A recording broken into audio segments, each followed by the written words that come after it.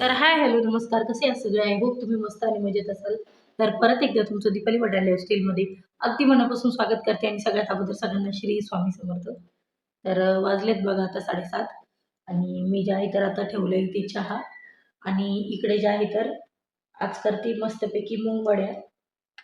मूग वड्या म्हणजे मुगाची डाळ भिजू घालून जे आहे तर ते वडे तोडतात. तर ते काही-काही भागामध्ये त्याला सांडगे पण म्हणतात. पण आमच्या इकडे जे आहे तर त्याला मूग वडी म्हणतात. आणि मुंगवडी पण करतात आणि उडदाचा वडा पण करतात. तर त्याला कोराडा म्हणतो आम्ही. तर प्रत्येक भागामध्ये वेगळी-वेगळी नावं असतात. पदार्थ एकच असतात, पण नावं वेगळी असतात. तर आता जे आहे तर मस्तपैकी सकाळी 4:30ला जे आहे तर डाळ भिजू घातलेली होती. आतापर्यंत मस्तपैकी डाळ भिजली गेली आहे आणि इतकं छान तयार झालेलं बॅटर. त्याच्यात अजून कोथिंबीर टाकायची बाकी आहे. कारण कोथिंबीर नव्हती तर ते गेलेत आता कोथिंबीर आणण्यासाठी. तर ते कोथिंबीर वगैरे घेऊन आले की त्याच्यामध्ये कट करून टाकल्यानंतर मग गच्चीवर जायचे. अगोदर वातावरण जे होतं तर ते थोडंसं खराब होतं. परवाच्या दिवशी पण मी म्हटलं की डाळ टाकूया. पण पाऊस वगैरे जे आहे तर त्याचं वातावरण झालेलं होतं तर काही टाकलं नाही. पण आज थोडासा अंदाज घेतला आणि म्हटलं चला आज टाकूनच देऊ. कारण एक-एक गोष्टी मग कंप्लीट होऊन जातात. तर चला आता पटपट जे आहे तर याची काही डिटेल रेसिपी शेअर जे करणार मी शॉर्ट व्हिडिओ टाकेल. तर शॉर्ट व्हिडिओमध्ये तुम्ही नक्की बघा. तर चला आता पटकन जे आहे तर अगोदर चहा वगैरे घेऊन घेते आणि त्यानंतर पुढचा ब्लॉग कंटिन्यू करते. प्रत्येक भागामध्ये जे आहे तर मुगवड्या करायची वेगवेगळी पद्धत आहे. आमच्याकडे आम्ही मुगाची डाळ जी भिजत घालतो आणि त्याच्यापासून बनवतो. तर काही ठिकाणी त्याला सांडगे पण म्हणतात. तर सांडगे जे आहे ना तर ते मटकीचे पण बनवतात. त्याच्यानंतर हरभरा आणि मिक्स डाळींचे देखील बनवतात. तर मी जे आहे तर सकाळीच डाळ जी आहे तर ती भिजत ठेवलेली होती आणि त्यानंतर जे आहे तर ती मस्तपैकी मिक्सरला जे आहे तर वाटून घेतली. न पाणी टाकता जे आहे तर आपल्याला मिक्सरला जे आहे तर ती डाळ वाटून घ्यायची असते. पाण्याचा वापर बिलकुल त्यामध्ये करायचा नसतो. पाण्याचा वापर आपण जर का केला तर ते एकदम असं ओलसर मिश्रण होऊन जातं आणि व्यवस्थित वडे देखील त्याचे बनत नाही, ते पांगतात.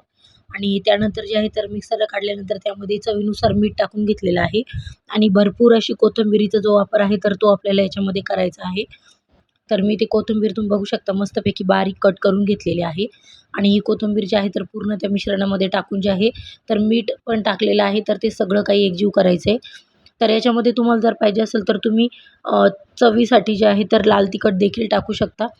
पण मी काही लाल तिखट वगैरे जे आहे तर ते टाकलेलं नव्हतं आणि मिश्रण लगेच मी गच्चीवर घेऊन गेले वरती आणि त्यानंतर जे आहे तर एक मेन कपाट जे आहे तर ते खाली टाकलेलं होतं आणि त्यावर जे आहे तर असे वडे वगैरे जे आहे तर ते टाकून घेतलेत.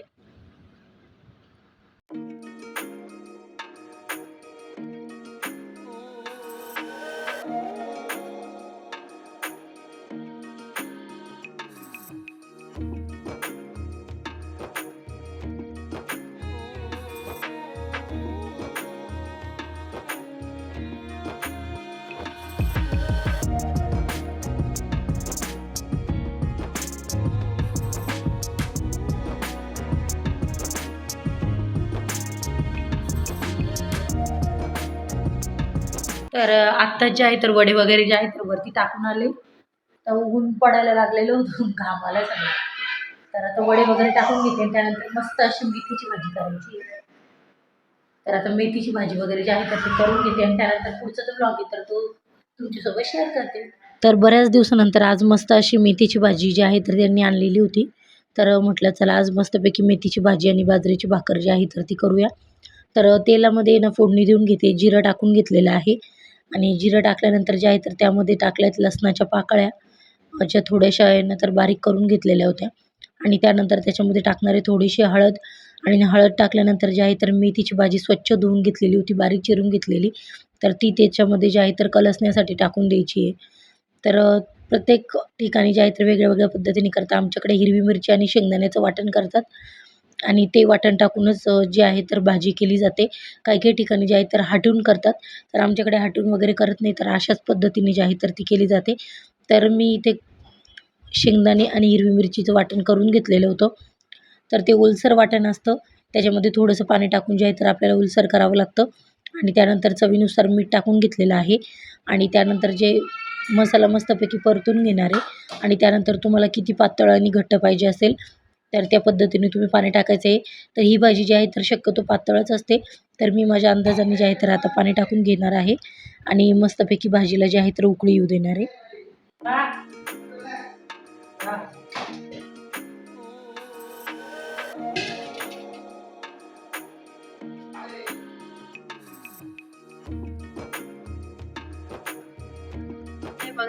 आणि आत्ताच घरातले काम आवरले.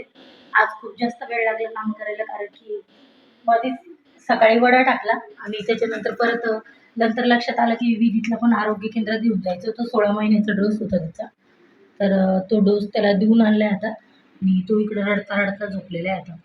एक हातात आणि एक पायामध्ये दिला. खूप त्रास झाला त्याला, खूपच रडला. तर आणि आता मुगवड्या पण वाळलेल्या आहेत. तर आता वर जाऊन त्या पण काढून आणायच्या आहे. इतकी बोर झाली ना आता, असं वाटतंय थोड्या वेळ आराम करावं. तर आता अगोदर वर जाते, मुगवड्या वगैरे काढून घेते आता पटकन, कारण ऊन एकदम विराज आता वर जाऊन आला, तो म्हणे एकदम कडक वाळलेले आहेत म्हणे. तर म्हटलं चला काढून घेऊ आणि उद्या परत थोडा वेळ ऊन पडलं की परत थोडा वेळ ठेवायचं, जेणेकरून व्यवस्थित होतात. तर चला आता पटकन जे आहे तर गच्चीवर जाते आणि मुगवड्या काढून घेते मी. तर दुपारच्या वेळेस जे आहे तर गच्चीवर गेले आणि बघितलं की वडे जे आहे तर व्यवस्थित निघत आहेत का. तर त्या वड्यांना जे आहे ना तर थोडंसं हलवून घेतलं आणि त्याला जे आहे तर थोडंसं हात मारून घेतला, जेणेकरून जे आहे तर खालची जी त्याची साईड असते ना तर ती ओलसर राहणार नाही. त्यासाठी त्याला हात वगैरे फिरून जे आहे तर एका बाजूनी पलटी करून टाकलेलं होतं. शक्यतो वडे जे आहे तर पलटी करत नाही, पण मला वाटलं की केलं तर चांगलं राहील, त्यासाठी पलटून घेतली. 7:30 वाजले बघा आणि आता जे आहे तर बाहेर जाऊन आली आहे आणि लाईटच नाही आहे. 5 वाजेपासून लाईट गेलेली, अजून लाईट नाही आली. पूर्ण एरियातच गेली, बहुतेक काही प्रॉब्लेम वगैरे झाला असेल. तर तिथे पण दुकानामध्ये शूट करायला लाईट नव्हती, कारण मी आत्ता जे आहे तर विराज आणि विदितला ड्रेस आणायची होती काही. तर दोघांनाही एक एक ड्रेस जे आहे तर ते घेऊन आलेली आता.